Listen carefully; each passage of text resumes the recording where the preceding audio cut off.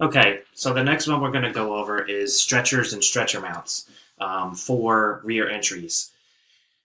There is a slight difference in this one because only certain vehicles that can accommodate a stretcher or a stretcher mount as far as rear entry vehicles go. So, for instance, if I scroll up and I look, I have a taxi cut selected for a Dodge. Well, obviously, that will not accommodate a stretcher. So, when I click on it, my stretcher options are not displayed.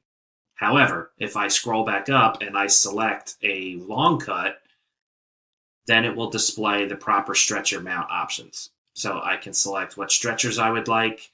It lists the available stretchers, and as usual, whatever I select will add to my total price. If I need to have stretcher mounts, I can select those as well. And here's my options for the stretcher mounts that would go into that vehicle. Okay. And obviously, there's only one type of Toyota that would accommodate a stretcher, and that is the 48-inch cut. So if I were to scroll back up here to the top, let's change our manufacturer to a Toyota Sienna, and then I come down and I select long cut, my stretcher mounts are not available.